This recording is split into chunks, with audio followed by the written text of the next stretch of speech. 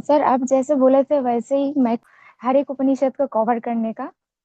सबसे पहले तो मतलब क्या बोले पता नहीं है कि इतने अच्छे तरीके से इतने इजी वे से हम सबको सिखाने के लिए ये सिर्फ आपसे ही पॉसिबल है। So we are very very grateful to you. और यूनिवर्स को मैं थैंक यू देना चाहती हूँ कि ऐसा गुरु मिलने के लिए जो इतने सरल तरीके से सबके लिए अच्छा हो। जिसको कम समझ में आता है उसको भी, जिसको ज्यादा समझ में आता है उसको भी इतने अच्छे तरीके से इतने अच्छे एग्जाम्पल दे दे के हम लोगों को समझाने के लिए thank you so much sir.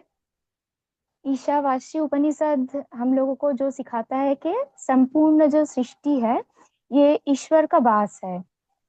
अतः हमें जो त्याग भाव से हम लोगों का जीवन जीना चाहिए। ये उपनिषद हम लोगों का जो भौतिक भोग है और आत्मज्ञान है इसके ऊपर मेनली फोकस करता है। और हर एक जगह ये बोलता है कि फोकस करो कि सब जगह ईश्वर है, क्योंकि इसके नाम में ही छुपा है कि ईशा वास है, मतलब ईश्वर का जहाँ पर वास होता है। सॉरी सर, ये कैमरा थोड़ा हिल गया।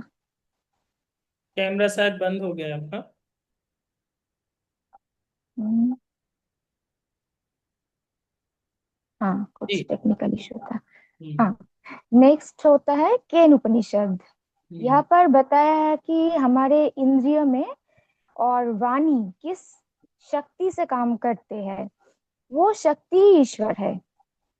ये उपनिषद सिखाता है कि सच्चा ज्ञान वही है जो आत्मा और परम शक्ति इन दोनों को जानने में हम लोगों को मदद करता है। ये हम लोग जान लेंगे तो मुक्ति मिल जाएगा। और एक चीज मैं भूल गई, ईशावास्य में जो हम लोग हर एक जो कर्म करते हैं वो ईश्वर को समर्पण करके करना चाहिए। हम्म। उसके बाद है कठोपनिषद। यहाँ पर जो बाजस्रवा ऋषि का जो लड़का था नचिकेता, उनका और यमराज का जो संवाद है उनको हम लोग समझे है। उनके बीच में जो बात हुआ था, जैसे कि जिसमें आत्मा, जन्म, मृत्यु, मेनली मृत्यु और अमरता का जो रहस्य है उसको बताया गया। ये उपनिषद हम लोगों को सिखाता है कि आत्मा अमर है और ये हम लोगों का जो मज्जा ज्ञान पाने का जो मोक्ष हम लोगों को मिलेगा, ये हम लोगों को ये सच्चा ज्ञान हम लोगों को मोक्ष कैसे मिलेगा, क्या है अमरता, ये सब मृत्यु ये क्या है, ये सब डिटेल्स में बताया गया है यहाँ पर। ओके निवेदिता जी, आपने और बहुत अच्छा। नेक्स्ट है मुंडक।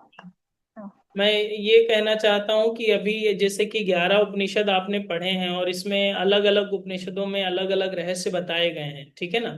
जैसे कि अभी आप एक्सप्लेन कर रहे थे, तो हाँ, इन उपनिषदों के माध्यम से मुझे भी जो समझ में आया है और शायद आपको भी ये समझ में आया हो कि ये लाइफ स्टाइल का ही हिस्सा होना चाहिए।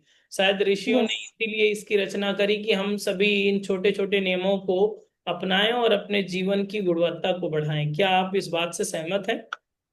एकदम। और मुझे जो लगा सारी उपनिषद हम लोगों को मुक्ति के बारे में जो बोला कि हम्म। हम लोगों को जो ज्ञान मिलेगा ज्ञान से ही मुक्ति है, और वो ज्ञान मिलने से नहीं होगा। We have to apply in our life. मुझे बहुत ज्ञान है, मैं बहुत पंडित हूँ, इससे नहीं होगा अगर हाँ। मैं उसमें कंसंट्रेशन नहीं कर रही हूँ। अपने लाइफस्टाइल में उसको अपनाना चाहिए, फिर हम लोगों को जीवत दशा में ही हम लोगों को मुक्ति मिल सकता है। इसके लिए मरने का जरूरत नहीं होता है। Right right right. बहुत अच्छा। निवेदिता जी, आपने बहुत अच्छा एक्सपीरियंस प्राप्त किया है। गुड।